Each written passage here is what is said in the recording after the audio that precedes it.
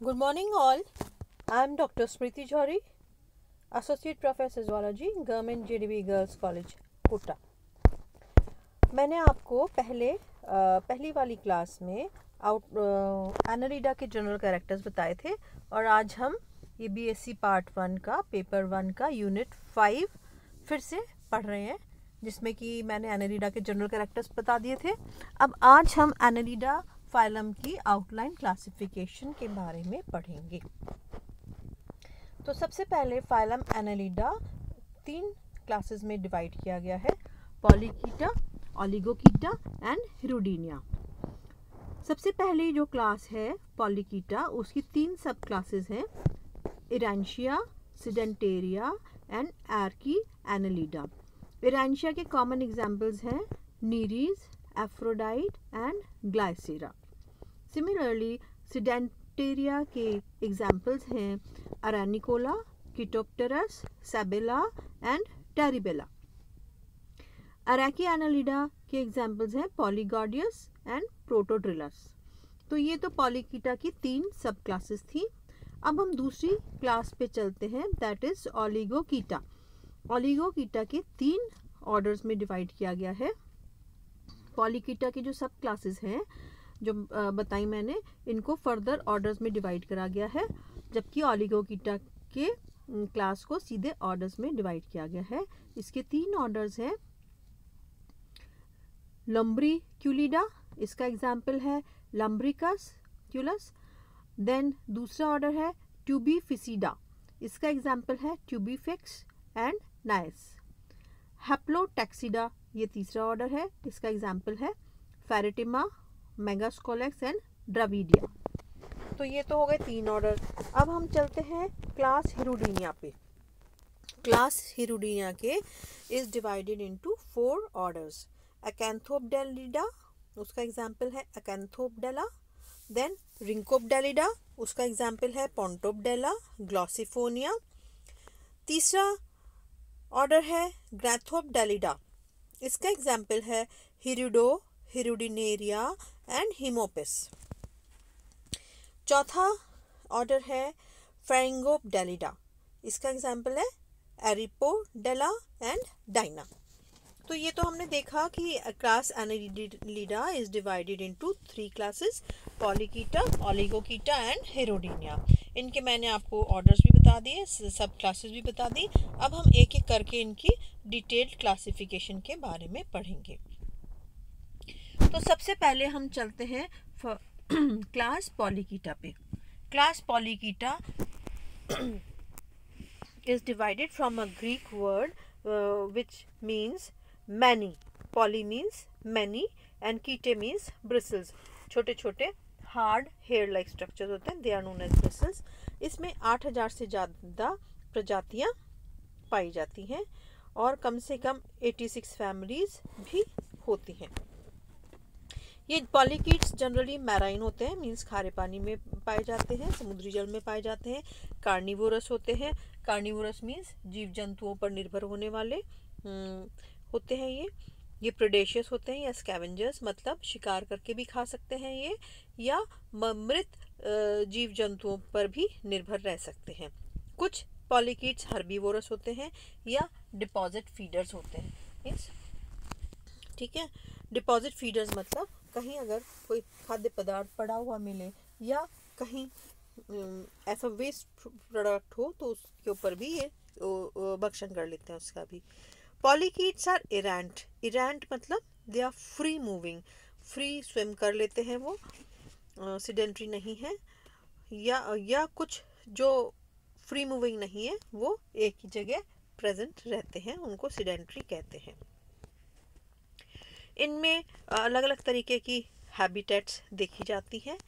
कई बार ये surface, water surface पे क्रॉल करते हुए दिखाई देते हैं, कभी एक बरो बना के रहते हैं, ट्यूबिकुलस होते हैं, ट्यूब लाइक बरोज में भी पाए जाते हैं, और कई बार ये गड्ढों में भी रहते हैं। Majority are less than 10 centimetre long, 10 centimetre से छोटे होंगे। कुछ एक इतने छोटे होते हैं जो कम से कम 1 मिलीमीटर के इतने ही छोटे होते हैं, और कुछ जो बड़े होते हैं वो बहुत ही लार्ज होते हैं, कम से कम 70 सेंटीमीटर तक लंबे दिखाई देते हैं। इनका जो कलर होता है बॉडी का कलर, इट में भी रेड, पिंक और ग्रीन इन कलर। इनकी बॉडी कैसी होती है? बॉडी इलोंगेटेड होती है और सेगमेंटेड होती है। बाहर से सेगमेंट्स दिखाई देते हैं। ईच सेगमेंट में क्या क्या होगा? It carries a pair of lateral fleshy paddle like appendages होते हैं, जिनको कि हम पैरापोडिया कहते हैं। चपटे चपटे चप्पू के जैसे इनके अपेंडेजेस होंगे, इनको फीट कहेंगे या पैरापोडिया कहेंगे। पैरापोडिया में बहुत सारे बड़े बड़े सीटे या चीटे होते हैं, बंडल्स में दिखाई देते हैं। चीटे जो हार्ड काइटिनस स्ट्रक्चर्स थे उनको सीटे कहते हैं।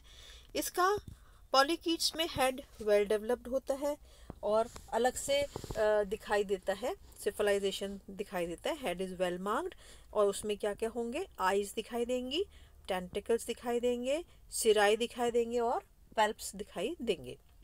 क्लाइटेलम एब्सेंट होता है पॉलीकीट्स में। क्लाइटेलम तो हमको सिर्फ अर्थवर्म में दिखाई देता है, dark brown band like structure होता है, नेक रीजन में अपन कहते हैं, तो वो दिखाई देता है, जबकि पॉलीकीट्स में क्लाइटेलम एब्सेंट होता है।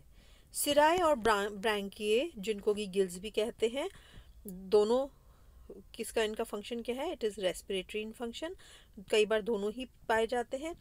और some part of the parapodia जो फीट थे वो भी गैस एक्सचेंज के लिए काम करते हैं। इंटरनल ट्रांसपोर्ट मींस वाटर, जो इनके डिजॉल्व ऑक्सीजन है, अगर एक्वाटिक है ये, if they are staying inside the water, तो इनके जो ब्लड वास्कुलर सिस्टम है या सीलोमिक फ्लूइड है, तो उससे पूरी बॉडी में गैस ट्रांसपोर्ट सिस्टम फंक्शन करता है ब्लड वास्कुलर सिस्टम की मदद से या सीलोमिक फ्लूइड की हेल्प से।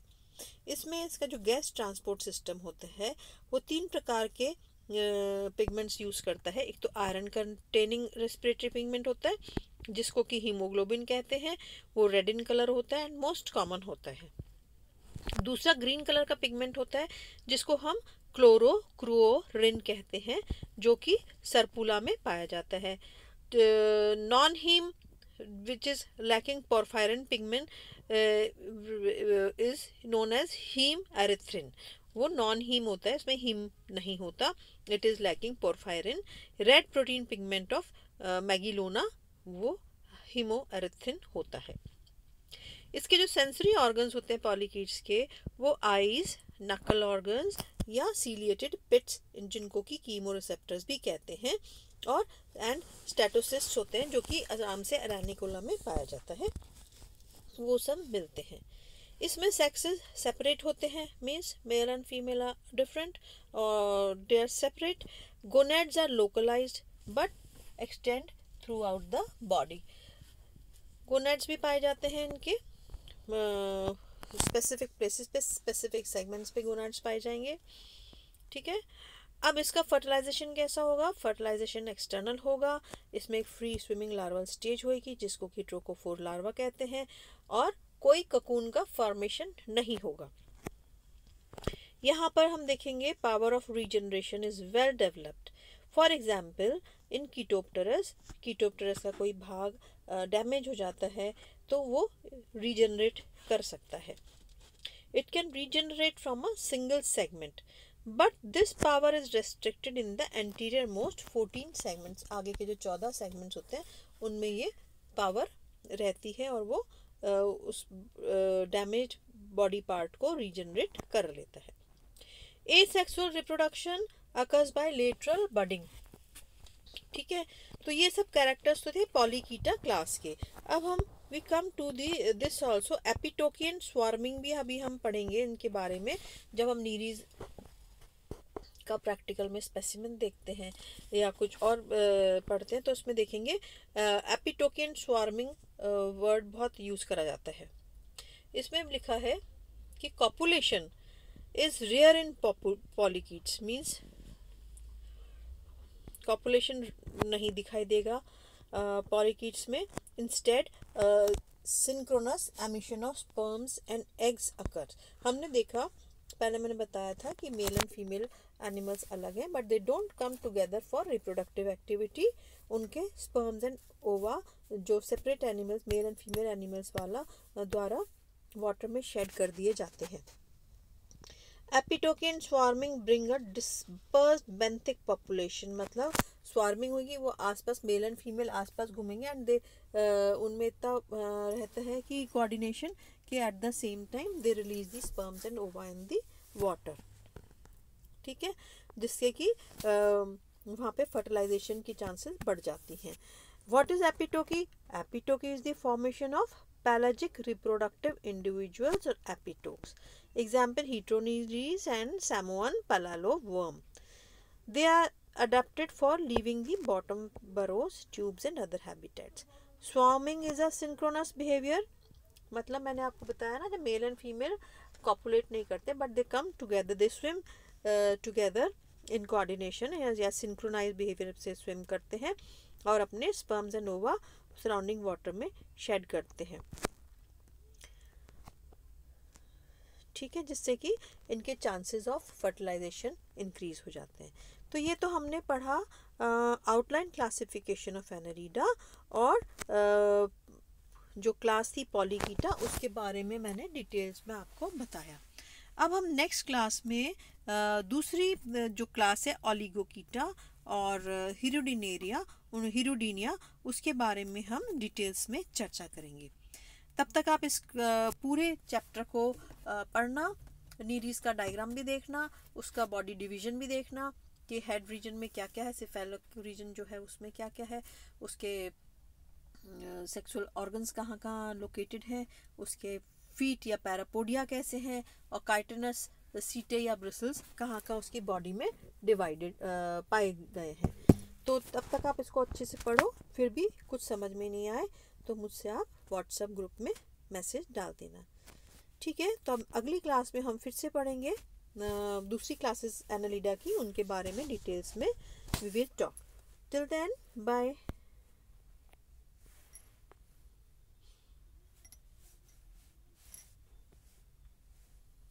चलो मैं अभी आपको थोड़ा सा ओलिगोकीटा के बारे में भी पढ़ा देती हूँ, है ना। ओलिगोकीट्स क्या होते हैं? ये दूसरी क्लास है ओलिगोकीटा।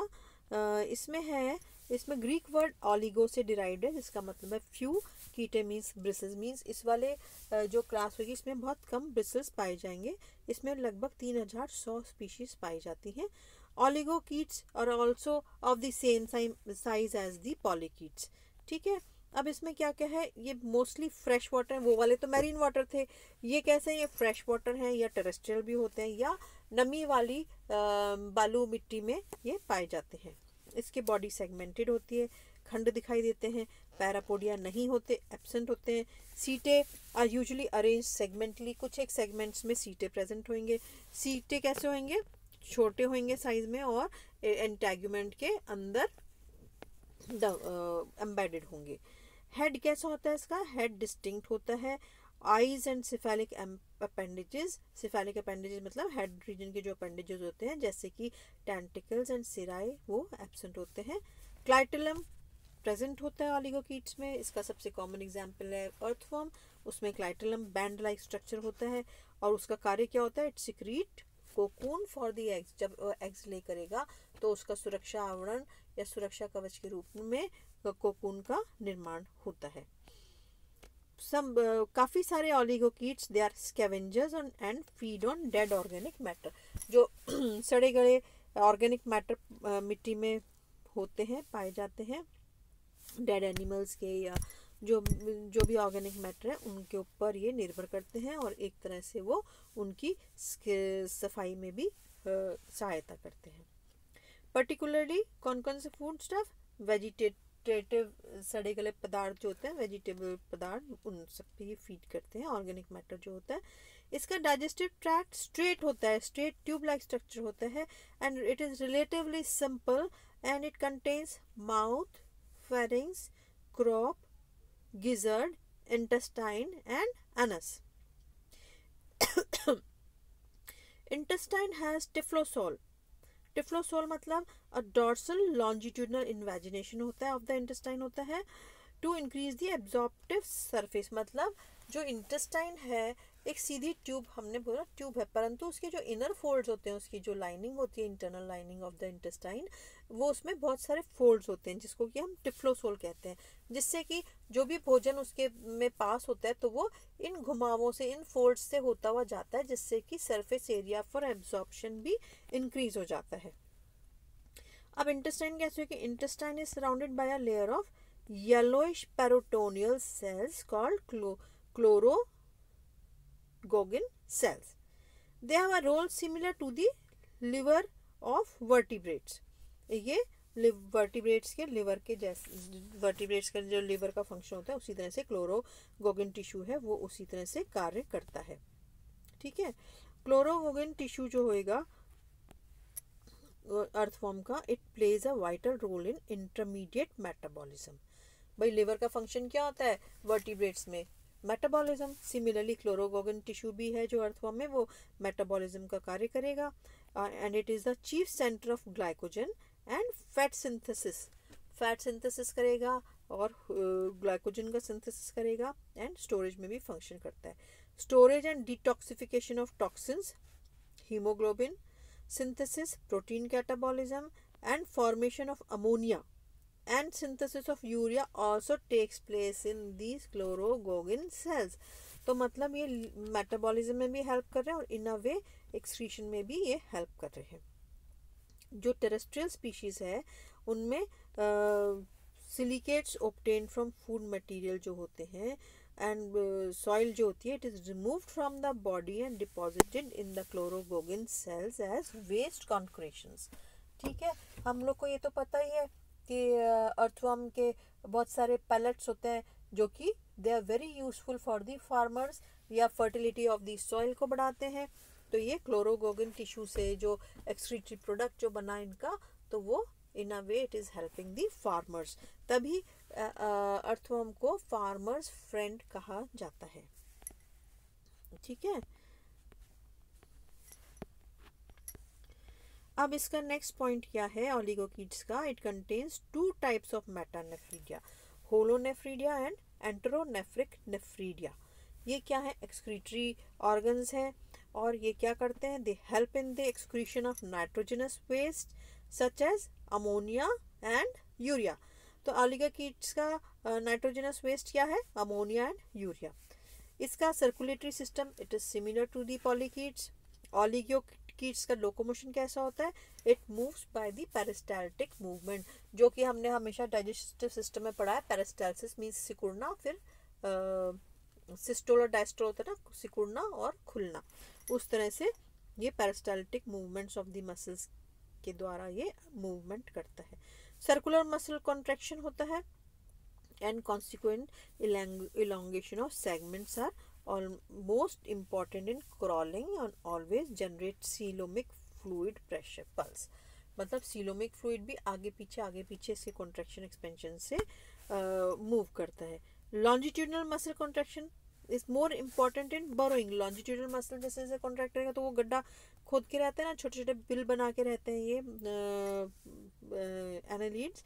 तो बरोइंग में एंड डायलेटिंग द बरो और anchoring the segments against the बरो वॉल, उनको चिपका के मिट्टी में छेद करते हैं। छोटे छोटे पैलेट्स देखे होंगे अर्थवर्म के, छोटे छोटे मिट्टी के कण जैसे वो इकट्ठा कर लेते हैं साइड में। Setae are extended during the longitudinal muscle contraction and retracted during circular muscle contraction. मैंने बताया था सीटे बॉडी वॉल के अंदर एम्बेडेड रहते हैं, परंतु जब लॉन्जिट्यूडनल मसल कॉन्ट्रैक्ट होता है तो सीटे बाहर की तरफ निकल जाते हैं, और जब सर्कुलर मसल्स कॉन्ट्रैक्ट होते हैं तो सीटे भी कॉन्ट्रैक्ट हो जाते हैं।